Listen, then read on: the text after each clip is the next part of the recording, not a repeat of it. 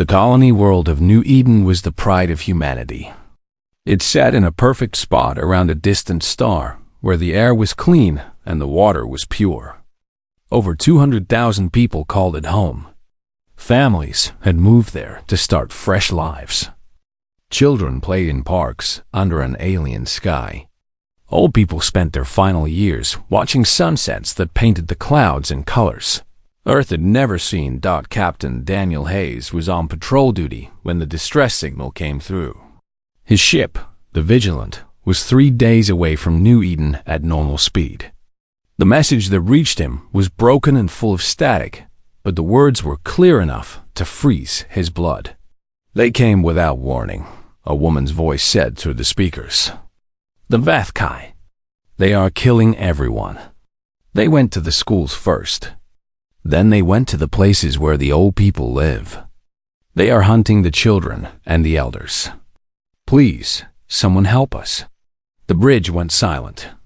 Lieutenant Commander Maria Santos stood at her console with her hand shaking. She had a niece on New Eden, a little girl named Sophia who had just turned 7.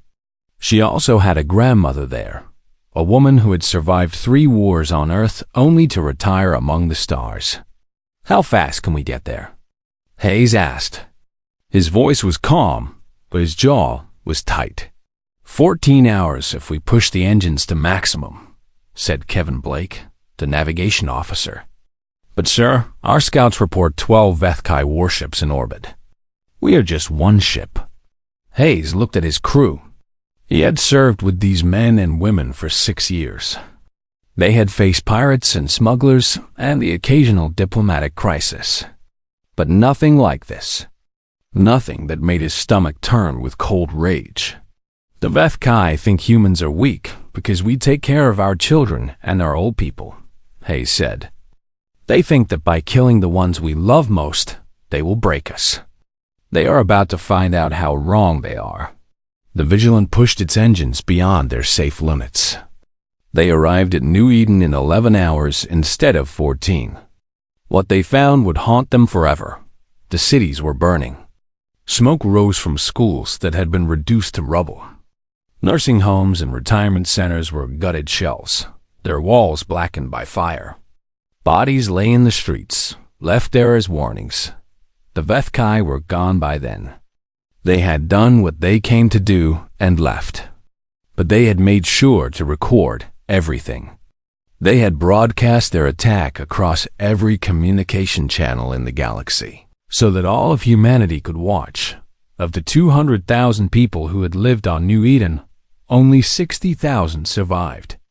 They had hidden in underground bunkers and cave systems, staying quiet while the monsters walked above them.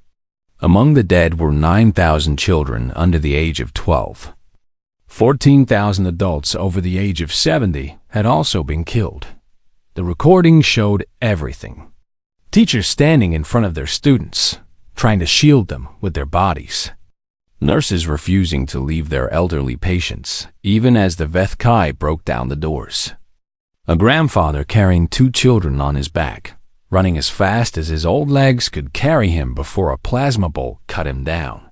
The Vethkai commander appeared in one of the recordings.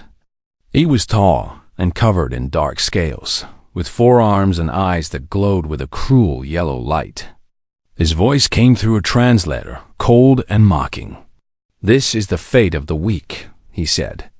Humanity wastes its resources on young ones who cannot fight and old ones who can no longer work. You are prey animals pretending to be predators. We have shown you your true place in the galaxy. On Earth, the broadcast played on every screen. In homes and offices and public squares, people watched in horror. Mothers held their children close. Grown men wept openly. The elderly looked at the images of their fellow seniors being slaughtered and felt a rage they had not known since their youth. President Elena Vasquez addressed the world that night. She stood at a podium with the flags of every nation behind her, her face pale but her eyes burning. They believe we will cower, she said. They believe we will beg for mercy. They believe that by targeting those we love most, They have found our weakness." She paused and took a breath. "They have made a terrible mistake. They have not found our weakness. They have awakened our fury." Within 3 days, every nation on Earth had pledged their full support to the war effort. Factories that made cars and phones and toys were converted to produce weapons and ships. Scientists left their university labs to work on military projects. Young people lined up at recruitment centers in numbers not seen for 200 years. But it was not just the young who answered the call. In military bases and quiet homes across the planet, old soldiers heard the news and felt something stir inside them. Admirals and generals who had retired decades ago pulled their uniforms out of storage. Veterans who had thought their fighting days were over found that they had one more war left in them. Admiral Patricia Cole was 73 years old. She had commanded fleets in 3 different conflicts before retiring to spend time with her grandchildren. Her oldest granddaughter, Amy, had been studying on New Eden. Amy was 19 years old, brilliant and kind. With her grandmother's stubborn shriek and her mother's gentle smile, Amy was among the dead. Patricia Cole put on her uniform and reported to Fleet Command. When they asked her what position she wanted, she had only one answer: "I want to lead the fleet that makes them pay." Across human space, the story was the same. The Vethkai had wanted to break humanity's spirit. Instead, they had united a species that had spent most of its history fighting itself. They had given humanity a common enemy and a common cause. Captain Hayes stayed at New Eden to help with the rescue efforts. He walked through the ruined streets and helped pull survivors from the rubble. He held the hands of dying men and women and promised them that their deaths would not be forgotten. On the 3rd night, he stood on a hill overlooking the largest of the burned schools. The fires had finally gone out, leaving only ash and memory.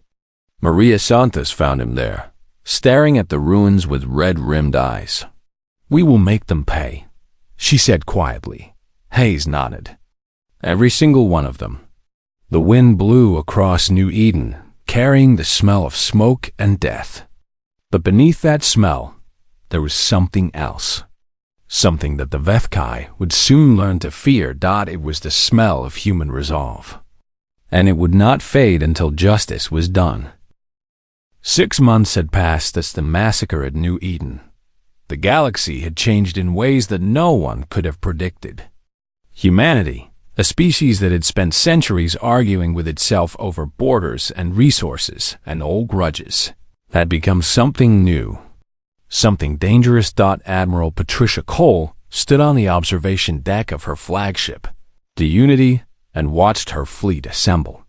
300 warships hung in the darkness of space, their hulls gleaming under the light of distant stars. Each one had been built in the last 6 months. Constructed in shipyards that ran day and night without rest.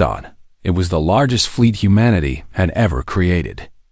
And it had only one purpose. Commander Lucas Perry walked up beside her. He was her chief strategist, a young man of 30 with a mind like a computer and a heart full of cold anger.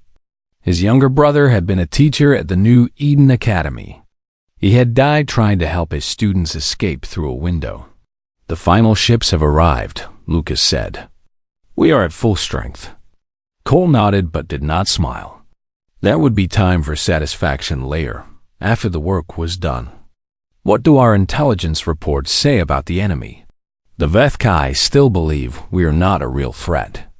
Their commanders think we are making noise to save face, that we will back down when we see their full power." Lucas allowed himself a small, grim smile. "They have no idea what is coming." The Vethkai were an ancient species. They had ruled their corner of the galaxy for 10,000 years, building an empire on the bones of those they had conquered. Their philosophy was simple and brutal. Only the strong deserved to live. The weak existed only to serve or to die. In Vethkai society, children were tested from birth. Those who showed weakness were killed. The elderly were expected to die in battle or end their own lives before they became burdens. Compassion was seen as a disease, and mercy was a word that had no meaning in their language. They could not understand a species that built schools to nurture its young and hospitals to care for its old. To them, humanity's kindness was proof of biological failure. They had attacked New Eden to teach humans their place in the natural order. They were about to learn that they had made a terrible miscalculation in a laboratory on the other side of human space. Lieutenant Sophie Grant worked without sleep. She was 26 years old, a weapons designer with 3 degrees and a grief that burned like a star going supernova. Her grandfather had been one of the elders killed on New Eden. He had been 81 years old, a former engineer who had spent his retirement teaching math to children who struggled in school. When the Vethkai came, he had helped 43 children escape through a maintenance tunnel. He had stayed behind to seal the door and lead the attackers away from them. The Vethkai had found him in a storage room, surrounded by gardening tools that he had tried to use as weapons. Sophie had watched the recording of his death. She had watched it exactly once, and then she had gone back to her laboratory and worked for 72 hours straight. Now she stood before a room full of military commanders, explaining the weapons she had created. The Vethkai ships rely on energy shields, she said, pointing to a diagram on the screen. These shields can stop most conventional weapons. But we have developed a new type of plasma torpedo that overloads the shield generators. Once the shields go down, their hull armor is no better than ours. Colonel Nathan Moore leaned forward in his seat. He commanded the Marine Division, the soldiers who would fight the Vethkai on the ground. His daughter had survived New Eden by hiding in a drainage pipe for 18 hours. She had listened to her friends die while she pressed her hands over her mouth to keep from screaming. "What about their ground forces?" he asked. "Our soldiers need every advantage we can give them." Sophie changed the image on the screen.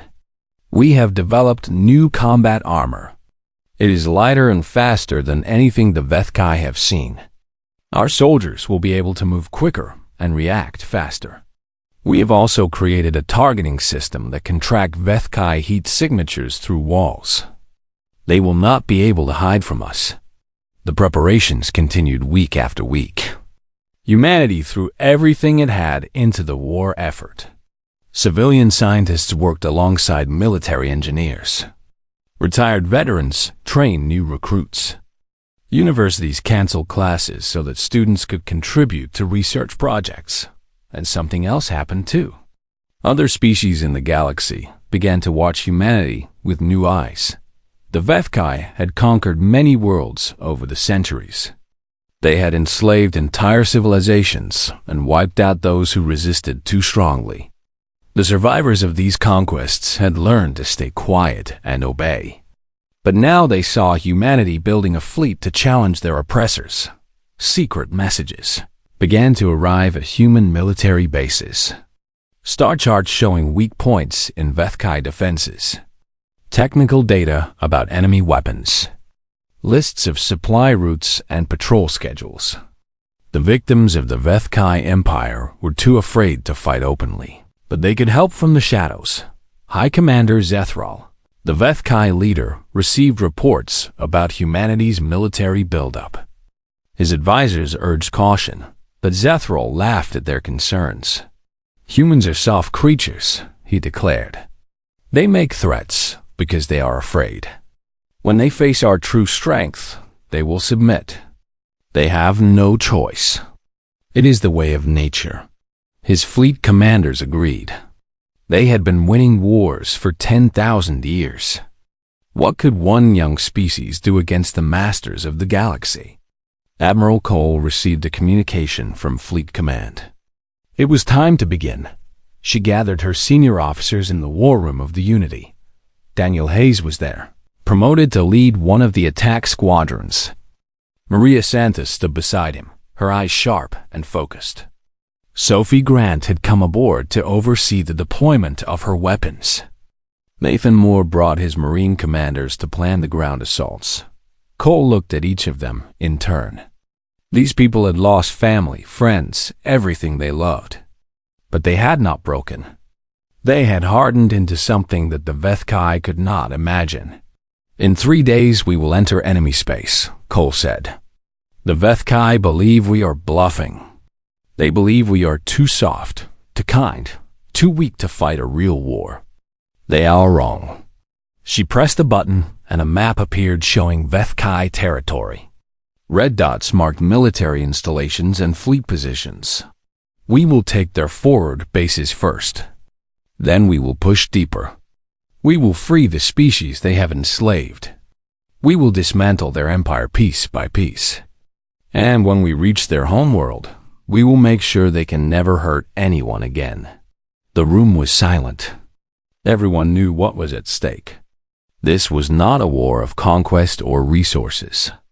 It was a war of survival and justice. "They killed our children," Cole said quietly. "They killed our elders. They thought this would make us surrender. Instead, it made us remember who we are." She straightened her shoulders and looked at the map. "We are humanity. We protect our own. And now the Vethkai will learn what happens when you harm the people we love." The fleet began to move. The Vethkai had built a forward base in an asteroid field at the edge of human space. They called it Kiro Station, and it served as the launching point for raids on human shipping lanes. 30 warships defended it, along with a garrison of 5,000 soldiers. The Vethkai considered it unbreakable. Captain Daniel Hayes led the assault with 50 ships under his command. As his fleet approached the station, he thought about New Eden. He thought about the recordings he had watched, the bodies in the streets, the schools reduced to ash. He thought about the promise he had made to Maria Santos on that hilltop. "All ships, this is Hayes," he broadcast across the fleet. "Today we begin to balance the scales. Remember what they did. Remember the children. Remember the elders. Fight with everything you have." The Vethkai detected the incoming fleet and prepared for battle. Their commander, a veteran named Kethfer, studied the human ships with contempt. 50 against 30 was not great odds, but Vethkai warriors were worth 3 times their number in lesser species. Or so he believed. "Humans think they can challenge us," Kethfer said to his officers. "Show them what it means to face the masters of the galaxy." The 2 fleets closed the distance. The Vethkai fired first, their weapons lighting up the void with streams of deadly energy. Human ships took hits, their shields flickering under the assault. For a moment, it seemed like the battle would go as Kethfer expected. Then the human ships returned fire. Sophie, Grant's plasma torpedoes streaked through space like blue fire. They hit the Vethkai shields and exploded in cascades of energy that overloaded the protective barriers. One by one, enemy ships found themselves exposed. Their armor suddenly vulnerable to conventional weapons. The humans did not waste the opportunity. Concentrated fire from multiple ships tore through Vethkai hulls. Explosions blossomed in the darkness as enemy vessels broke apart. The Vethkai tried to adapt, tried to change their formations, but human tactics had been designed to counter everything they could do. Kethfer watched in disbelief as his fleet was torn apart. His own flagship shook from multiple impacts, alarms screaming throughout the ship. How is this possible? He demanded. They are humans. They are weak. His officers had no answer. They were too busy trying to survive. The battle lasted 4 hours. When it ended, 28 Vethkai ships had been destroyed. Only 2 managed to escape, limping away at maximum speed to warn the homeworld. Humanity had lost 8 ships, but the crews had been evacuated before the reactors exploded.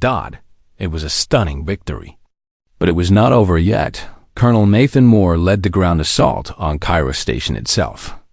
His Marines loaded into dropships and flew toward the massive structure, ready to face the garrison inside. "Listen up," Moore told his soldiers as they approached. The Vethkai do not surrender. They will fight to the last. So we give them no quarter until they are neutralized. But remember who we are. We do not kill civilians. We do not target the helpless. We are better than them. We prove it today. The dropships landed on the station's outer hull. Marines cut through airlocks and poured inside, their new armor making them faster and more mobile than anything the Vethkai had faced before.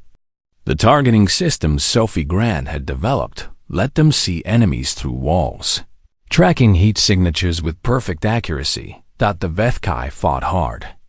They were warriors born, trained from childhood to kill. But they had never faced an enemy like this.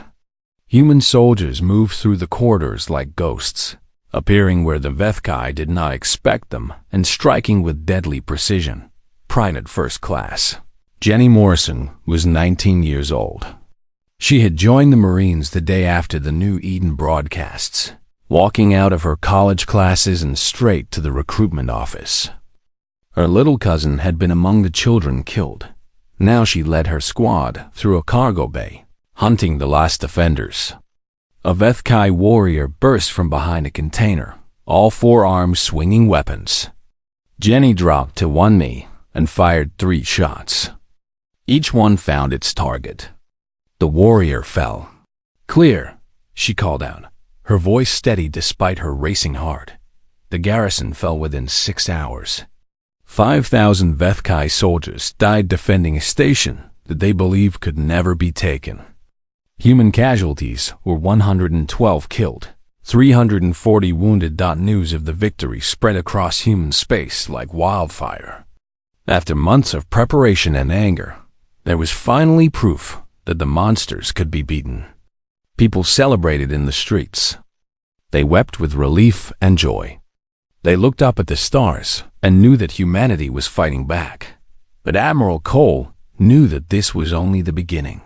"Kethver escaped," she said during the debriefing. "He will return to the Vethkai homeworld and report what happened. They will send a larger fleet to crush us." "Let them come," Daniel Hayes replied. "We will be ready." High Commander Zethral received Kethver's report with fury. The loss of Cairo Station was humiliating. More than that, it was impossible. Humans were supposed to be weak. They were supposed to break at the first sign of real resistance. "Send the 4th Fleet," Zethral ordered. 100 ships. Find the human forces and destroy them. Bring me their commanders in chains. The 4th Fleet assembled and jumped to the Sigma Draconis system, where intelligence suggested the human fleet was gathering. Fleet Admiral Kethver had been given command. Determined to redeem himself for the defeat at Kairos, what he found was not a handful of human ships. Admiral Cole had positioned 200 warships in the system, using the radiation from a nearby pulsar to hide their numbers. When the Vethkai fleet arrived, they were surrounded. "All ships weapons free," Cole ordered. The second battle of Sigma Draconis was not a fight. It was a slaughter. Human ships hit the Vethkai from every direction. Plasma torpedoes collapsed shields. Concentrated fire ripped through hulls. The Vethkai tried to form defensive positions, but they were outmaneuvered at a return. Kethver's flagship was disabled by a precision strike that killed his engines without destroying the ship. Marine boarding parties stormed the vessel and fought their way to the bridge. They found Kethver standing among the bodies of his officers, a weapon in each of his 4 hands. "Surrender," said the Marine sergeant. A man named Chris Tucker, who had lost his father at New Eden. Kethver laughed. "Vethkai do not surrender. We die with honor." "Your choice," Tucker said. The fight lasted 30 seconds. Kethver was skilled, but Tucker was faster. When it was over, the Vethkai admiral was in chains, wounded but alive. 67 Vethkai ships had been destroyed. 18 more were captured when boarding parties took them over. It was the worst defeat in Vethkai history. Admiral Cole looked at the reports and allowed herself a small moment of satisfaction. They had proven that humans could win. Now they needed to prove that humans could finish what they started. "Set course for Vethkai space," she ordered. "We are taking the fight to them." The fleet turned toward enemy territory.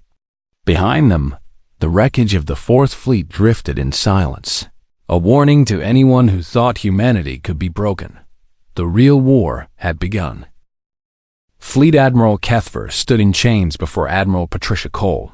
They were in the brig of the Unity, surrounded by armed guards. The Vethkai commander towered over the human woman, his forearms bound behind his back, his yellow eyes burning with hatred. "You think this changes anything?" Kethver demanded through the translator device. "You have won a few battles. You will never win the war.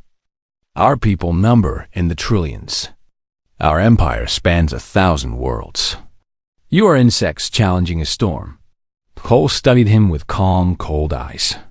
She was 75 years old now, and she had spent 2 years hunting creatures like him. The grief for her granddaughter had not faded, but it had transformed into something harder, something more useful. "You killed our children," she said simply.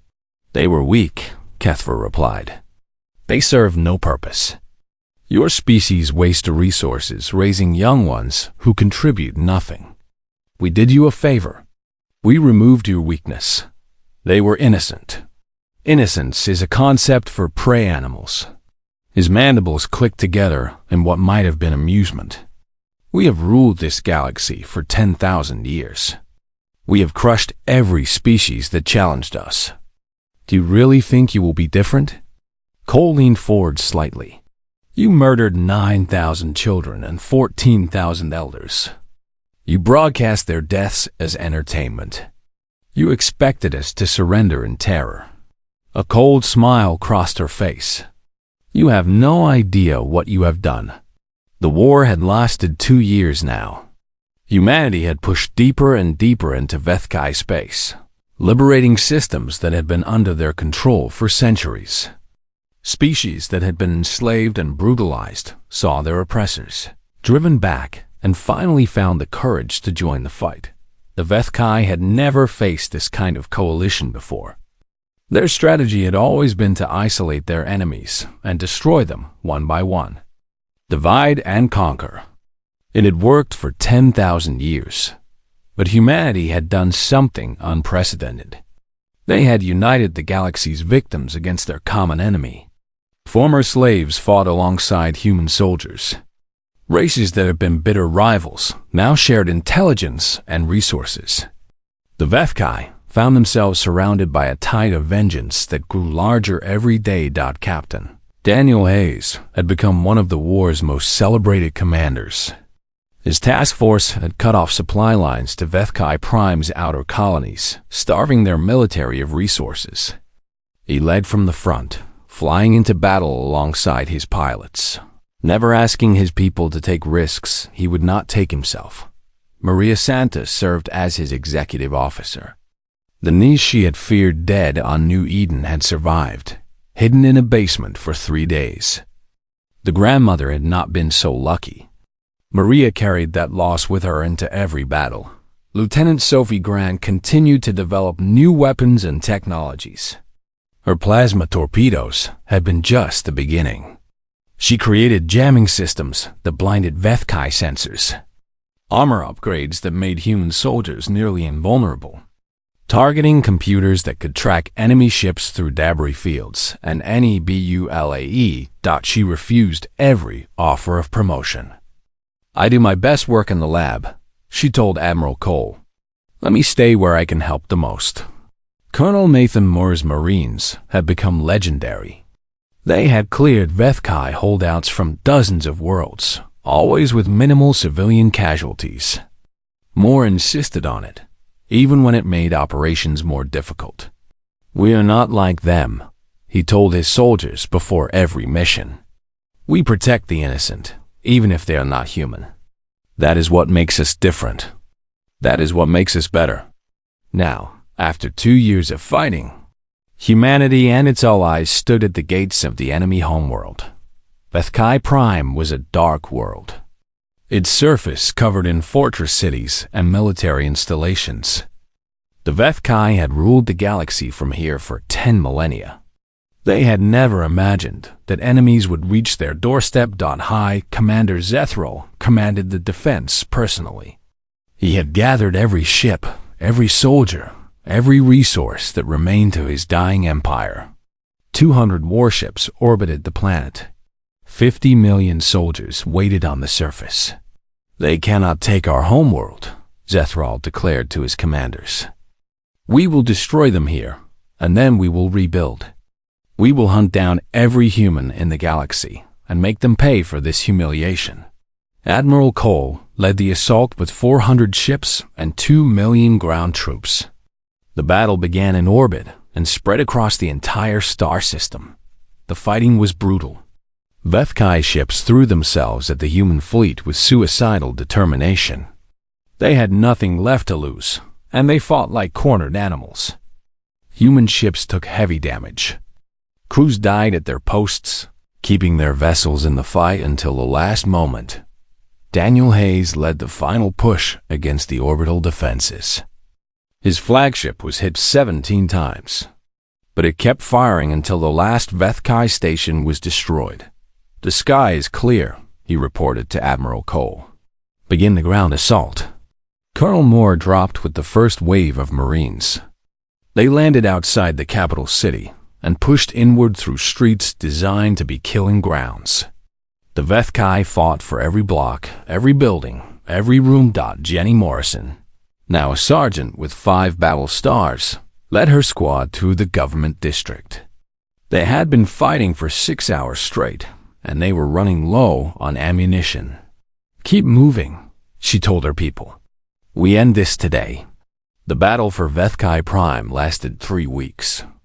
The defenders were fierce, but humanity and its allies were fiercer. They had not come this far to fail. They had not lost so much to stop now. High Commander Zethrol died on the steps of the Imperial Palace. He led a final charge against the Marines who had surrounded the building, refusing to surrender even when his guards fell around him. A plasma bolt caught him in the chest, and he collapsed on the stairs where his ancestors had ruled for 10,000 years. Sergeant Chris Tucker, the man who had captured Kethver 2 years before, found Zethrol's body. He looked down at the dead commander and felt nothing but emptiness. "It is over," he said into his radio. "The palace is ours." Admiral Cole received the news on the bridge of the Unity. She closed her eyes for a moment, thinking of Amy. Her granddaughter had wanted to be a teacher. She had loved children and had planned to spend her life helping them learn and grow. The Vethkai had killed her for that. For being kind. For caring about the young and the old. For believing that compassion made humanity strong instead of weak. "What are your orders, Admiral?" Her aide asked. Cole opened her eyes. "Secure the planet. Begin processing prisoners for war crimes trials. And send a message to Earth." She paused, choosing her words carefully. "Tell them the war is over. Tell them we won. And tell them that the children of New Eden have been avenged." Across the galaxy, humans and their allies heard the news. After 2 years of fighting, after countless lives lost, the Vethkai Empire had fallen. The monsters who had murdered innocents for entertainment had been brought to justice. In homes and public squares, people wept. They held each other and remembered those they had lost. They looked up at the stars and knew that humanity had faced its darkest hour and emerged victorious. The reckoning was complete. The war ended with the Treaty of New Eden. It was signed on the same world where the massacre had taken place, in a ceremony attended by leaders from every species that had joined the fight.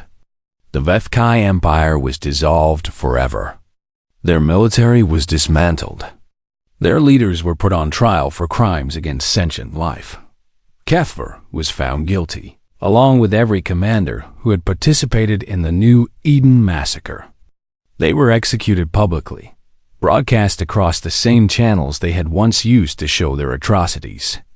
There were no protests. Even species that had little love for humanity agreed that justice had been served. The galaxy began to heal. Worlds that had been enslaved for centuries started to rebuild. Species that had been forced into servitude learned what it meant to be free. It would take generations to undo all the damage the Vethkai had caused, but the process had begun. Admiral Patricia Cole retired for the second and final time. She was 77 years old, tired in a way that sleep could not fix. The war had taken everything from her, including her granddaughter, but it had also given her a purpose. She returned to Earth, to the small house with the garden she had neglected for 3 years. Her surviving family gathered around her, and she spent her remaining years spoiling her great-grandchildren and telling them stories about the cousin they would never meet. She never spoke publicly about the war. When reporters asked for interviews, she declined. "Let others tell the stories," she said. "I just want to rest." Captain Daniel Hayes was promoted to admiral and given command of the new Galactic Defense Fleet. It was a coalition force, made up of ships and soldiers from every species that had fought against the Vethkai. Its purpose was simple: to make sure nothing like New Eden ever happened again. Hayes established a permanent memorial station in orbit around the colony world.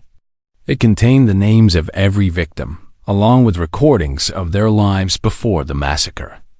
Visitors came from across the galaxy to pay their respects and to remember that Maria Santos stayed by his side, serving as his second in command. Her niece Sophia grew up healthy and happy, though she never forgot the 3 days she had spent hiding from monsters. When she was old enough, she joined the Galactic Defense Fleet herself, following in the footsteps of the aunt who had helped save the galaxy. Lieutenant Sophie Grant finally accepted a promotion. She became director of the United Earth Research Institute, leading the development of technologies that would benefit all species. Medical advances that could cure diseases. Agricultural improvements that could feed hungry worlds. Communication systems that brought the galaxy closer together. She kept a photograph of her grandfather on her desk.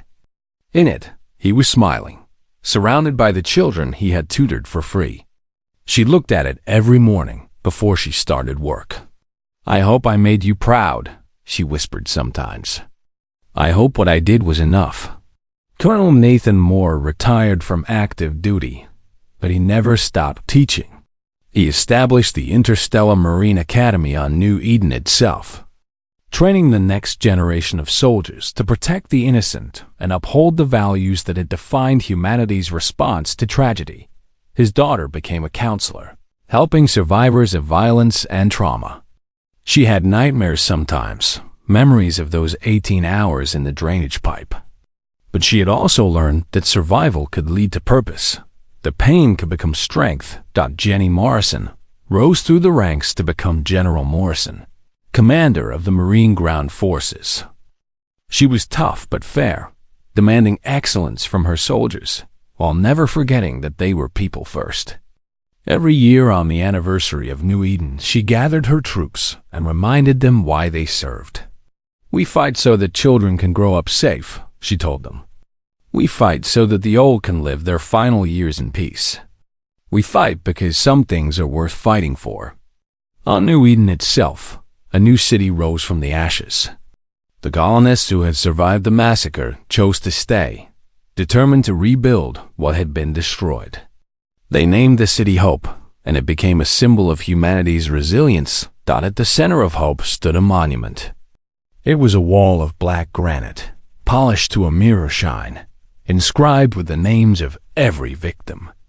9,000 children, 14,000 elders, teachers and nurses and grandparents and toddlers. Each name was carved with care, so that none would ever be forgotten. Beneath the names was a simple inscription. They thought our compassion was weakness. They learned it was our greatest strength.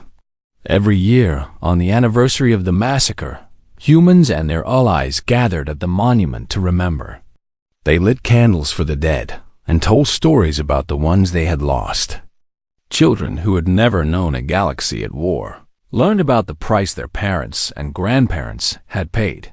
Ambassador Laura Kim represented the New Earth Council at the 10th anniversary ceremony. She was 32 years old, but she remembered being a frightened child watching the broadcast from New Eden. She remembered the fear and the anger and the determination that had swept through human society. "We did not choose this war," she said to the gathered crowd. "It was forced upon us by those who believed that kindness was a flaw. They thought that species who protected their vulnerable members were weak and deserved to be destroyed. They were wrong." She looked out at the thousands of faces before her, human and alien, united in remembrance. "We are a species that protects its children. We honor our elders. We build communities where the weak can be sheltered and the sick can be healed." The Vethkai thought these things made us prey. They learned too late that these things made us strong. Her voice rose, carrying across the silent plaza. "We became unstoppable because we were fighting for the people we loved. We became united because we knew that some evils must be opposed. We became the shield that guards the innocent and the sword that punishes the guilty." She paused and looked at the monument behind her. "Let history remember this lesson. Let anyone who thinks of harming the helpless remember what happened to the Vethkai. We are humanity. We protect our own. And we will never, ever stop." The candles flickered in the evening breeze, thousands of tiny flames honoring thousands of lost lives. Above them, the stars shone bright and peaceful, watched over by the ships of the Galactic Defense Fleet. Humanity had been tested in fire and had emerged stronger. The galaxy had been changed forever.